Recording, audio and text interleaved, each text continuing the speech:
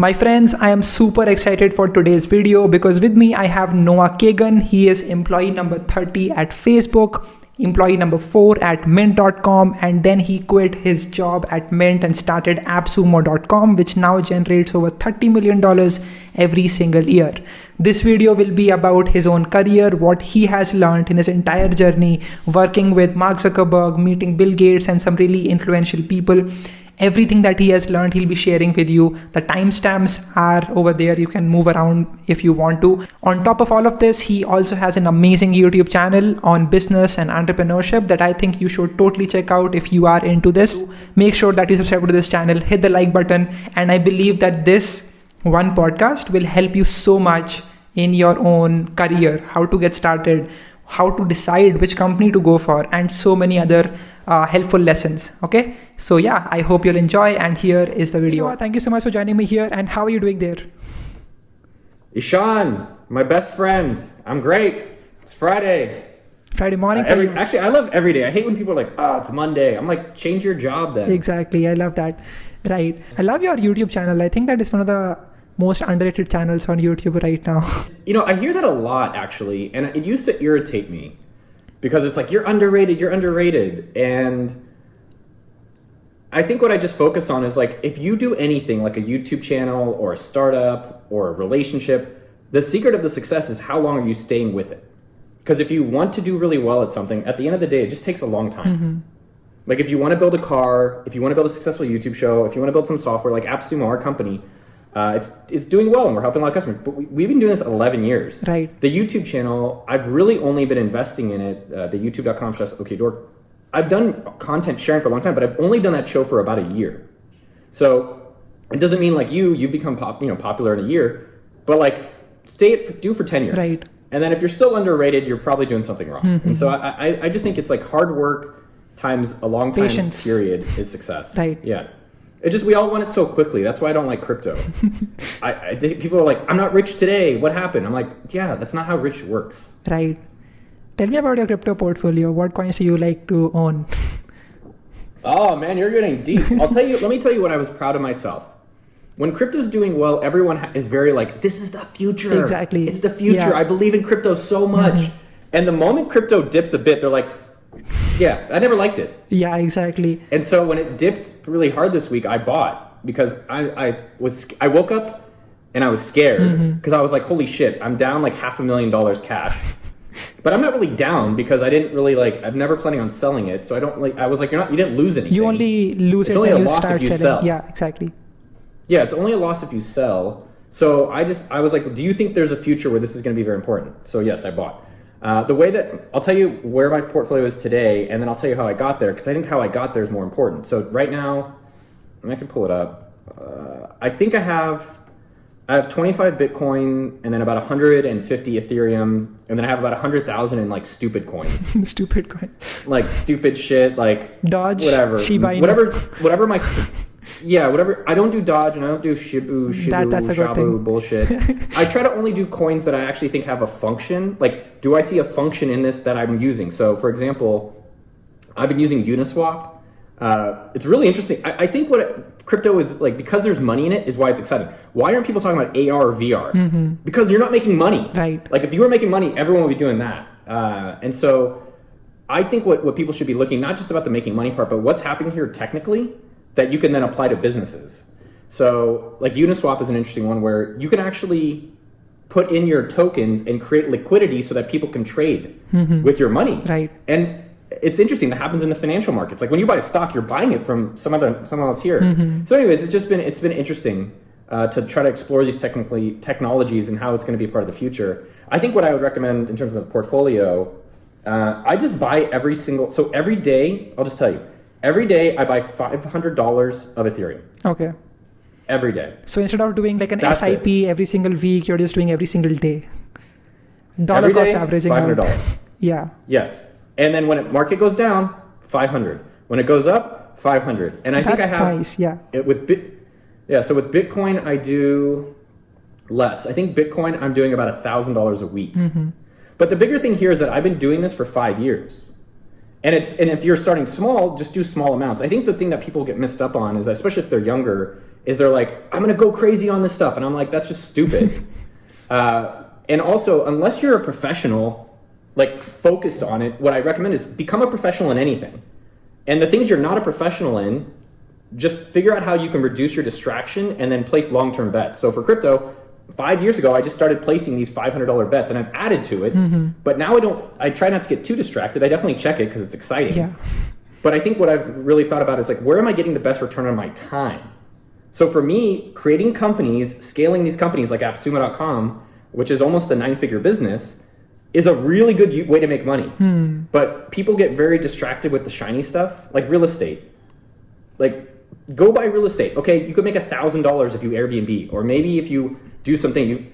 With technology, with software and the internet, you can make millions of dollars. Right. And it's also a lot less competitive theoretically, because mostly everyone is consuming, no one's doing, and there's a lot less. Everyone could buy a house potentially, not that they can afford it, but everyone could do that. Creating a YouTube channel and sticking with it for 5 years, how many people actually do that? 10,000? Very few people are able It's easier to to sustain. win. Yeah, and so I just think people need to be mindful of their time, what they want to be professional in, and things like crypto, which I was thinking about it this morning. Crypto is a way of slowly growing your money, but thinking of it as a way that you're going to get rich overnight is how people like my brother, when it dropped yesterday, he sold all of his crypto like a dumbass, and he's now back to work. Which is good. Right. He should be focused on the things he's good at and leaving the other thing as like a passive income. What are your thoughts on... Or passive investment, not passive income. Sorry. Warren Buffett and Charlie Munger, like, against Bitcoin 100%. Even in their annual meeting, they just said the whole development is like disgusting. And Well, I think what's interesting, everyone talks shit on them, but to be like, what I think people don't realize in success, you can be successful for 1 year, but to be successful for 50 years, that's really hard. Like even Mark Zuckerberg, he's very famous and all this shit. He's made good choices for the past 20 years. Right. That's what my question is. And when he made a mistake, he fixed it. Yeah. What do you think is different in Mark Zuckerberg that makes him different from the other entrepreneurs?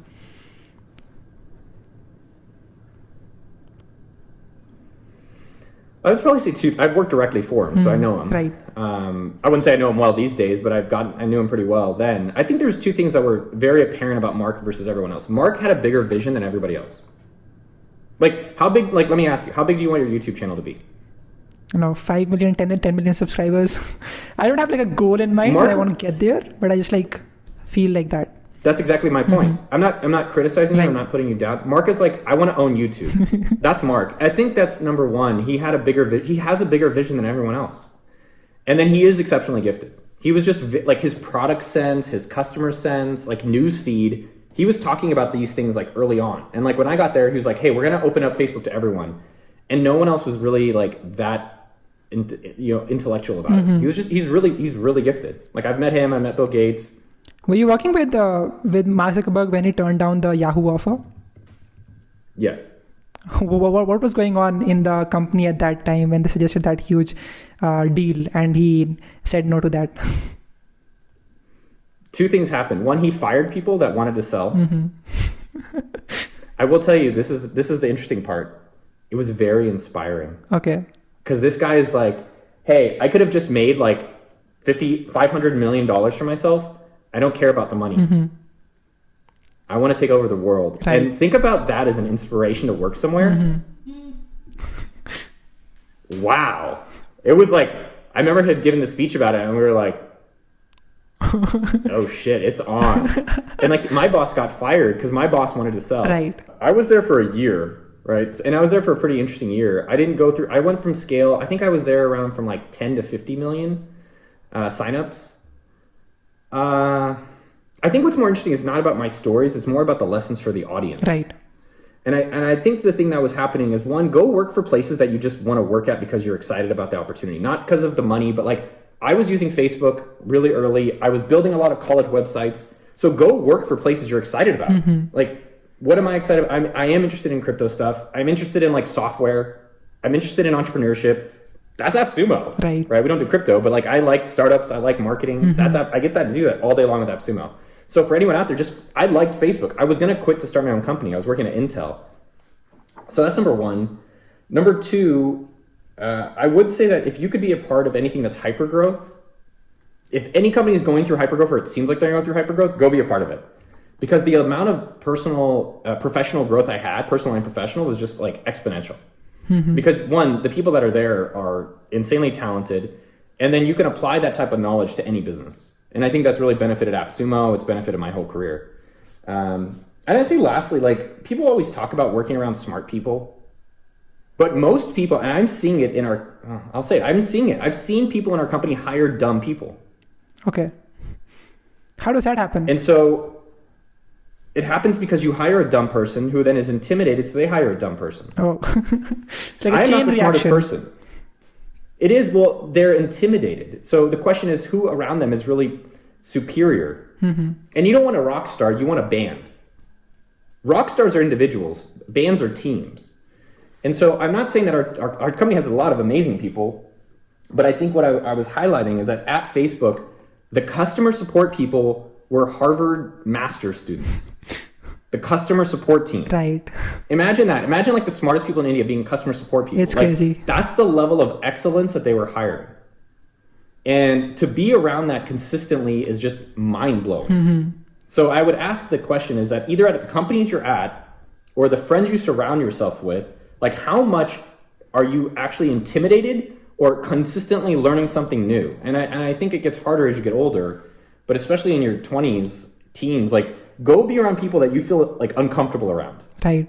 What are your thoughts on college now that you're talking about like meeting people? Do you think it's still something people should like really go towards, like thinking about they're going to get some value out of that? Especially like in India, it's not quite at that level, the huge college that is there in US. It's not at that level yet, but yeah, it's definitely increasing, especially for the college like mine. I paid like I think $35,000 for the complete 4-year education. So it's comparatively it's definitely less, but like if you look at how much an average Indian makes, then it's definitely a lot more. So what are your thoughts on that? I think it's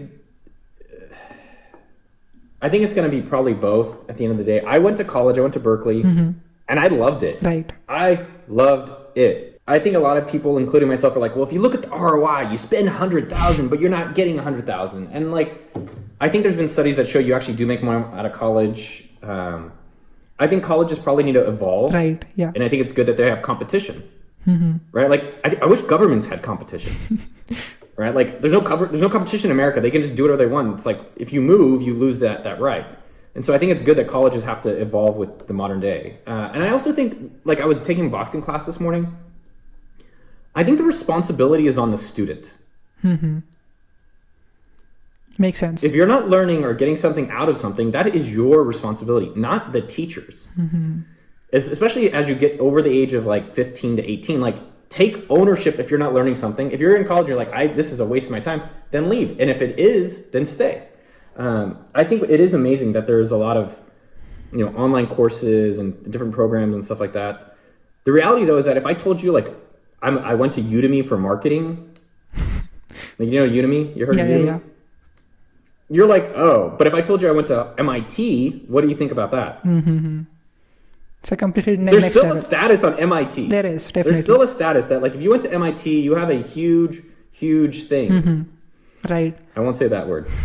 And so I think that'll evolve over time. But on the other side of that equation, the CTO of AppSumo.com, Chad Boyda, one of the smartest people I've ever met in my life, he never went to college. He didn't even go. Wow. And this guy is one of the smartest developers and people I've ever met. So both. Amazing. What are your thoughts on the Indian startup ecosystem? Like, are you constantly understanding what's happening over here? Are you thinking of like investing? No, I'd love to hear, man. I think what I'm just observing in general is that there's a lot of smart people that now feel more empowered to make things across the world. And Americans that have this kind of egotisticalness, I think are going to get a rude awakening. Right. I think I've been saying that for years. I also think that there's this interesting thing I'm observing with like the Chinese market and Indian market where you guys are building products really for yourselves, not so much to serve the American market. Right. And it's kind of crazy. Like, it's crazy that like how many companies now have come out of China that are actually global, besides TikTok. Like there's a few other ones that I was thinking about, like, it's pretty massive. Like even Snapchat, like Snapchat's growth now is all India's in their earnings report yesterday. So there's really fascinating, just the Indian markets. I don't really know it enough to have a formal opinion about it. What should the people know about it? So recently, what I saw, I read like a blog article based on that. In the last 3 months, the first quarter of 2021, there were around 11 unicorns that like achieved the unicorn status, and then in the whole of 2020, there were 10 unicorns. So that was like a huge jump. So I think that definitely the venture ecosystem, at least in India, is like flourishing a lot more. A lot of startups are like getting funded. I also don't know if the measurement of success of a company, it should not be based on the valuations that they are having, but it's just like that's the stuff sometimes I'm just like, I know people talk about that. I just always wonder, I'm like, how much of that is like success? Actual like revenue and that thing? Yeah, I think that's a great question. Like, is the measure, and like in this lifetime we live, like how do we measure success of things? Mm-hmm. So I don't have the answer. What did you think of when you were like leaving Mint to start AppSumo and other ventures? You know, the funny thing is, I didn't leave Mint like my dream was always to run my own business. Mm-hmm. I wanted to go work in the internet. I wanted to work abroad, have a dream like job in Thailand. Well, I kept getting fired or I quit. And I just dreamed of working in Thailand or working in like South America. Right. It wasn't to work in some cubicle reporting to some manager that I didn't think was better than me. And so I think anyone who has a day job and that doesn't like it, I actually think there's a lot of great day jobs that you should just, if you're happy with it, you get paid well, you work with smart people, I would want a job Happiness like that. should be the most important. And I feel important. like I have a job like that. Yeah. Yeah, like if you work, a lot of people had this misconception, entrepreneurship sucks. It does. It's like, you're all alone a lot of the time. There's a lot of suckiness to it. There's a lot of greatness to it, but it sucks. So if you can find a company, like you go work at Snapchat and you can feel like you're influential and you get super rich and you're around a lot of smart people and you get to live the life you want to live, that sounds pretty great. Yeah.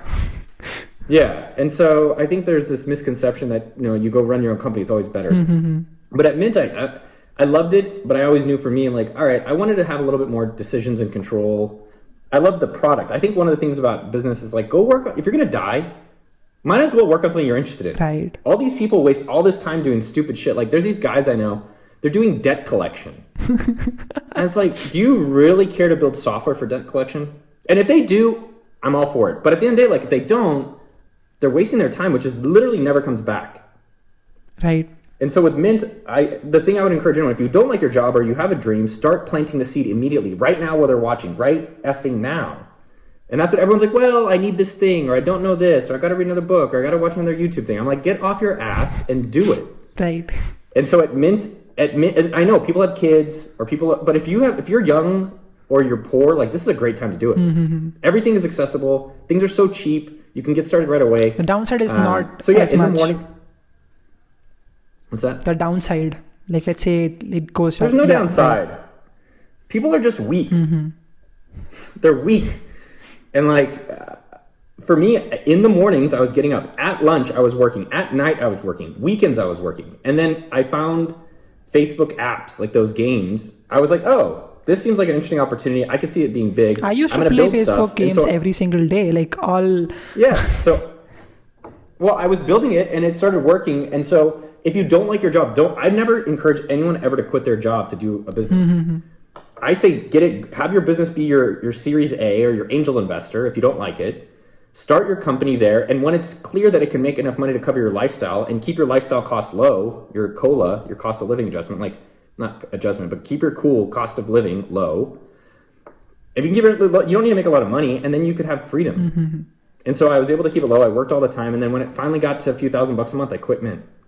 Right. And so I just made a simple math decision where at Mint, how rich could I get? And it was like, I can make $1 million a year. And I said, in the next 4 years, do I think I can make $1 million a year? And I was like, probably. Mm-hmm. Plus, I wasn't spending a lot of money, so I didn't have to, like, I was living on couches. Like, I didn't have a lot of, I had like I had a 2000 Honda Del Sol. Mm-hmm. Like, I just didn't have a lot of costs, so I didn't have to make a lot of money, which gave me a lot of opportunity. Mm-hmm. That's amazing. Do you like to read books? I read a lot of books. What are your like best picks that you've read recently? I'll just tell you the books I'm reading currently. Yeah, sure. So I'm reading 3 books. I always do 3 books. I have physical, digital, audio. So depending where I'm at, I like a physical book on the table, so I have it on my bedstand. I have a Kindle at bed, and then I have an audio for if I'm out. Also, I'll tell you a 4th book. I'll tell you 4 things. Sure, okay? sure. That's it. So the audiobook is called Digital Minimalism by Cal Newport, and I'm surprisingly enjoying it. And it's about just how much we're getting our attention to YouTube and Twitter and Instagram and WhatsApp and Dick Chat and Twitch and blah, blah, blah. And it's just like, how much of it is actually serving us? And I think it's just a great, especially if you're young, like if you can have focus when you're young, it is you have a going to be superpower. huge. Yeah.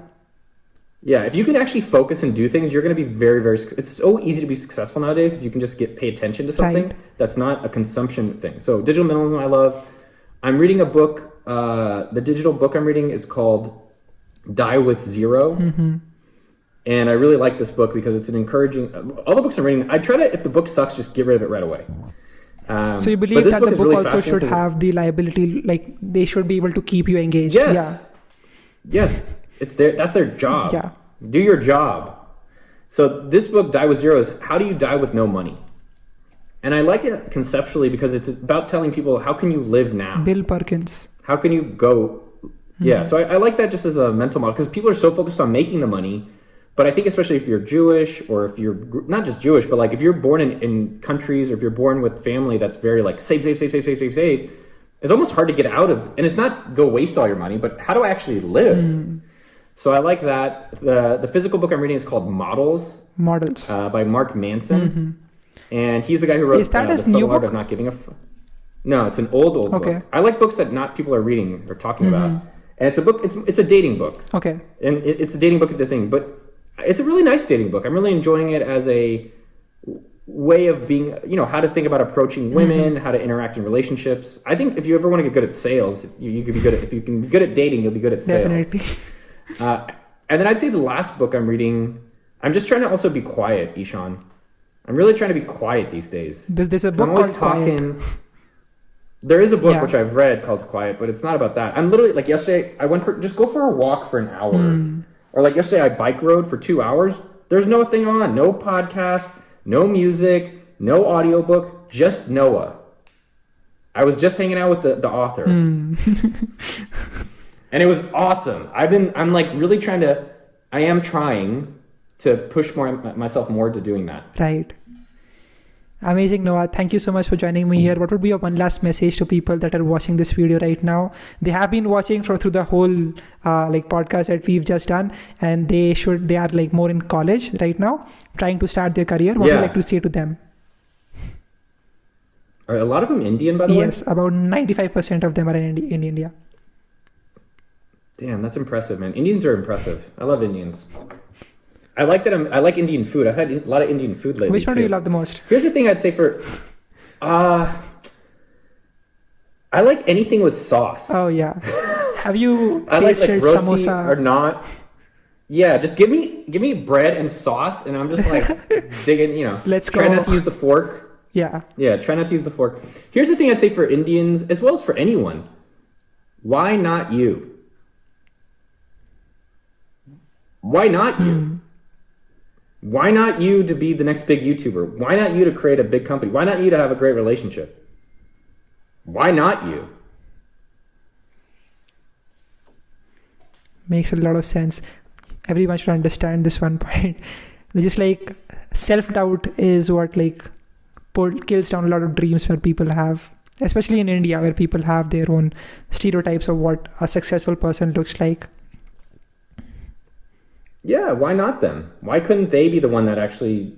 I think I had a lot of limiting thoughts, and I still have different types of limiting thoughts. I'm not superhuman. I don't have superpowers. I think people like me because they think they're better than me. They're like, that guy's I'm as good as this guy. And then you start thinking, I can never have a company like this. I couldn't do that. And then you're like, well, why not? And it's just ourselves. It's not someone else out there. Like Jack Dorsey or Zuckerberg, they're not special. They just thought, why not me? Maybe their parenting was a bit different. I think it's challenging if people are disadvantaged or they didn't have money or their parents were poor or they didn't have some education, but it doesn't mean they couldn't do it. Right.